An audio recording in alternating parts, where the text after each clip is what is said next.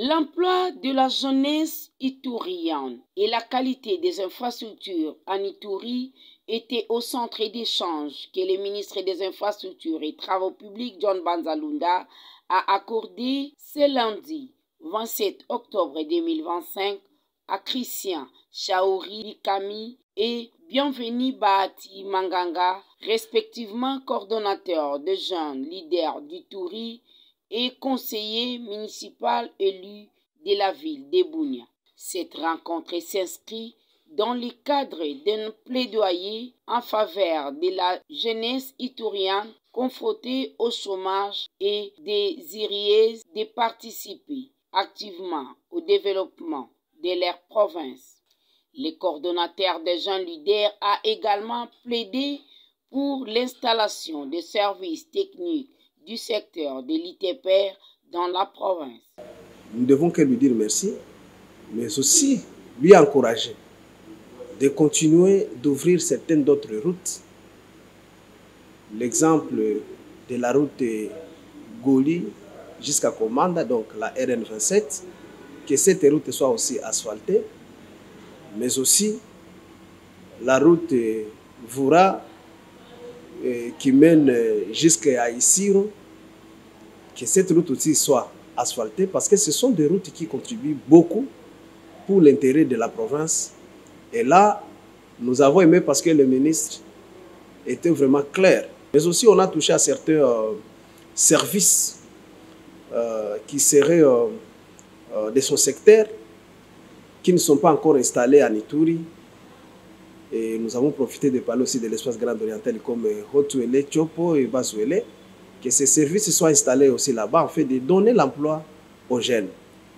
Et le ministre nous a dit qu'il va revoir de ces services qui ne sont pas encore installés. Et nous disons merci à son Excellence, Monsieur le ministre des ITPR, pour la considération qu'il a accordée à la jeunesse iturienne.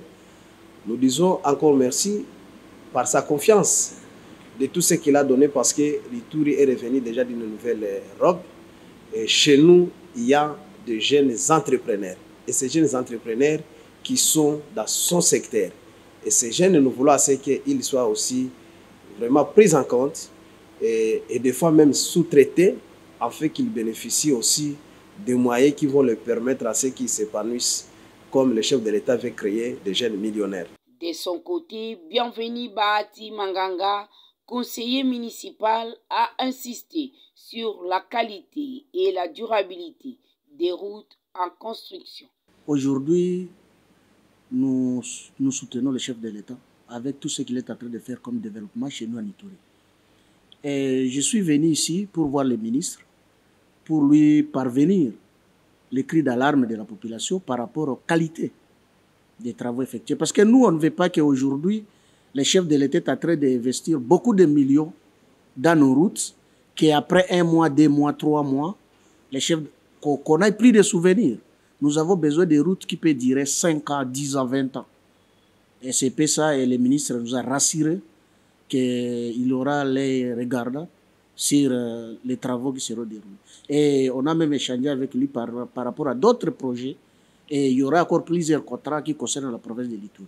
À l'issue de cet échange, les deux côtes ont salué les programmes précis et l'écoute du ministre John Banza à faveur de la population de la ville-province de Kinshasa en particulier et du Congo en général. Le ministre a été clair, il nous a rassuré qu'il fera le nécessaire pour que Ituri bénéficie des bonnes routes, pour que les services non encore installés puissent être installés.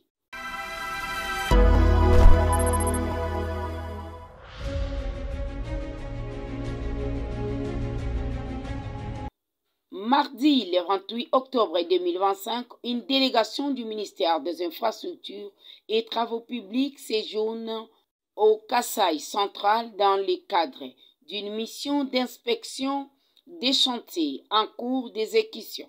Elle est conduite par M. Junior Nembalemba, conseiller chargé du suivi et de l'évaluation au cabinet du ministère des Infrastructures.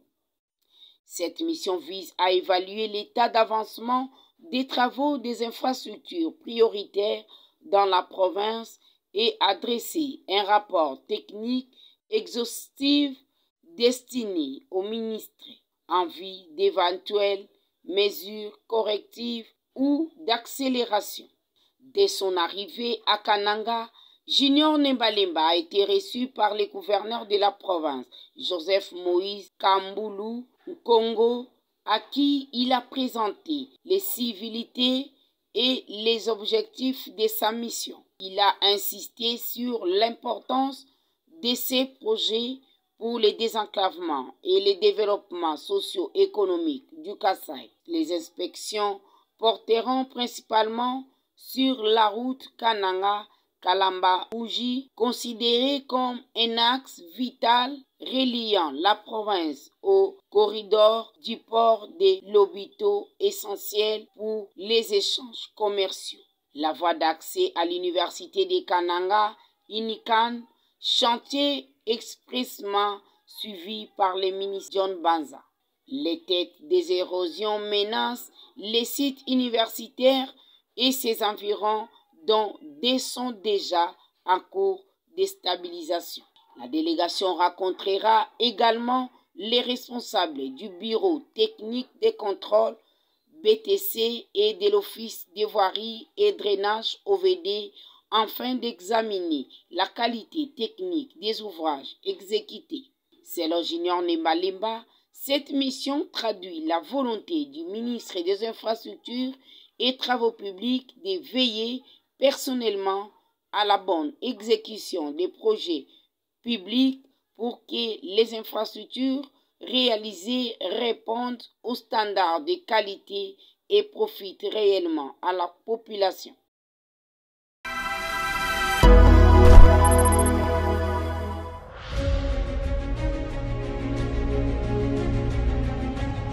Le ministre des Infrastructures et Travaux publics, John Banza Lunda, a effectué une mission particulièrement dense à Luanda, placée sous les signes de l'action, de la coopération et de la recherche de solutions concrètes pour le développement des infrastructures en République démocratique du Congo. Conformément à la vision du chef de l'État, Félix Antoine Tshisekedi Tshilombo, cette mission a constitué une étape stratégique dans les dynamiques de mobilisation des investissements africains et d'ouverture de nouveaux partenariats techniques. Après une participation active aux travaux du sommet de Luanda sur le financement du développement des infrastructures en Afrique, John Banza Lunda a rapidement donné corps aux ambitions affichées. Le mercredi 29 octobre 2025, ainsi, a été consacré à une série de rencontres ciblées avec des entrepreneurs et investisseurs spécialisés dans les domaines clés: construction routière, la lutte anti-érosive, les ouvrages d'intérêt public et les logements sociaux. Le ministre a notamment échangé avec un consortium d'entreprises à capitaux majoritairement africains reconnus pour leur expertise et leur expérience sur les continents: Hyper, Makina, Angola, H-Mining, Macman, Mactol, Gripo, Fersil et Omata Polo. Ces sociétés, fortes d'une expertise africaine éprouvée, détiennent les savoir-faire dont la RDC a besoin pour relever les grands défis des infrastructures et soutenir sa croissance économique, a déclaré John Banza.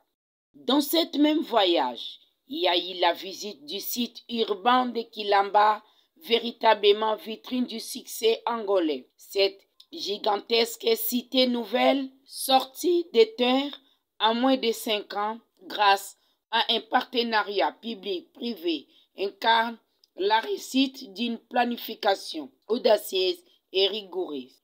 Pour le ministre congolais, cette expérience constitue un modèle de référence pour la RDC qu'il décrit volontiers comme un vaste chantier en ciel ouvert, appelé à jouer un rôle moteur dans la transformation économique de la région.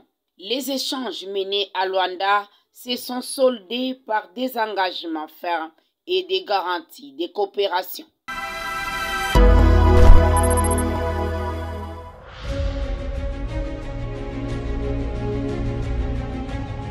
Jeudi 30 octobre, des retours du forum sur le financement des infrastructures tenu à Luanda, en Angola, le ministre des Infrastructures et Travaux publics, John Banza Lunda, a dévoilé une vision ambitieuse pour révolutionner les réseaux routiers congolais. Son mot d'ordre est bâtir des routes durables conçues pour résister au temps au moins un demi-siècle à l'image du modèle angolais.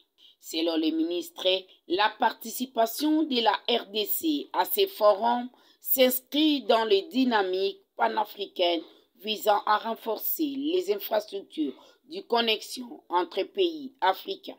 Ce fut une occasion d'échange avec les représentants des pays membres de l'Union africaine sur les projets des infrastructures durables. Il n'est jamais mauvais de s'inspirer des bons exemples, a-t-il déclaré. L'Angola, voisin de la République démocratique du Congo, avec plus de 2500 km de frontières communes, s'est imposé comme une source d'inspiration majeure.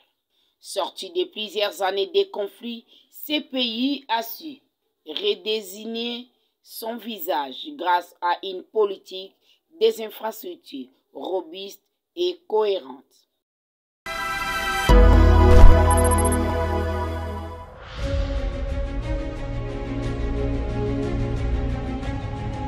C'est ce vendredi 21 octobre 2025 que le ministère des Infrastructures et Travaux publics, à travers son ministre John Banza, a reçu dans son cabinet les caucus de députés nationaux de la province du Kwilu. La délégation conduite par le député national Gary Sakata et son collègue Dédé Moupassa était accompagnée du gouverneur du Kwilu, Philippe Akamituna Ndolo. Cette rencontre est tenue dans une atmosphère studieuse à porter sur l'état d'avancement des projets des infrastructures pour la 13e conférence des gouverneurs prévue le 10 décembre 2025 à Bandundu-Ville, chef-lieu de la province. Les échanges ont permis de faire les points sur plusieurs chantiers, notamment la réhabilitation des routes, l'aménagement des sites d'accueil et l'installation des structures temporaires nécessaires à la réussite de ces grands rendez-vous nationaux. Le gouverneur Philippe Akamituna Ndolo a salué la tenue de cette séance de travail qui, selon lui, visait à lever les derniers obstacles. On ne voulait pas être saisi au coup en dernière minute. On se rend compte que non, le projet n'a pas été réalisé.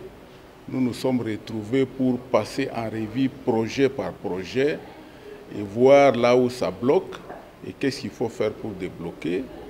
Et c'est ce qu'on a fait. Maintenant, on connaît là où il faut pousser. Parce que la conférence, ça sera le 10, c'est pratiquement dans un mois.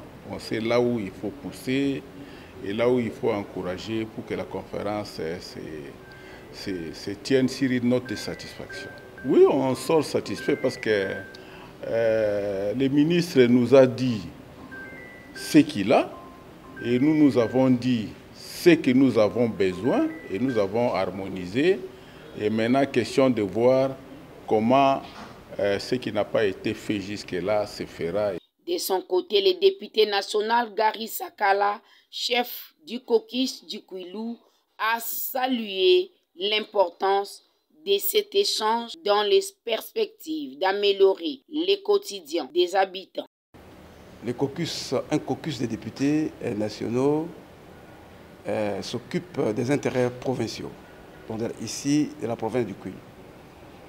Et la conférence de gouverneurs ayant un intérêt national, nous avons eu le plaisir de jouer le rôle de lobbyiste en faveur de notre gouvernement provincial. Et nous avons eu le plaisir de jouer le rôle de lobbyiste en faveur de notre gouvernement provincial. Et nous avons eu le plaisir de jouer le rôle de lobbyiste en faveur de notre gouvernement provincial. Et nous avons eu le plaisir de jouer le rôle de lobbyiste en faveur de notre gouvernement provincial. afin de l'aider ou de l'accompagner dans les différentes rencontres qui s'organisent et lesquelles sont prises soit par le gouvernorat provincial, soit à l'initiative de députés nationaux que nous sommes.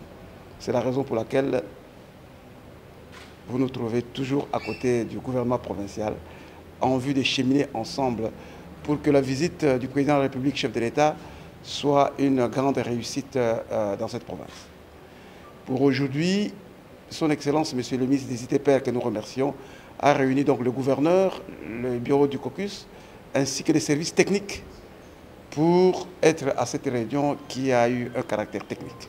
La réunion de la nature technique a rassemblé les gouverneurs du Kwilu, les bureaux du caucus, ainsi que les représentants des services spécialisés, l'Office des routes, OVD, la RVA, la CGT, les FONER et la BTC. Ensemble, ils ont passé en revue les priorités opérationnelles en vue d'assurer le succès de la 13e conférence des gouverneurs que la province du Kwilu s'apprête à accueillir.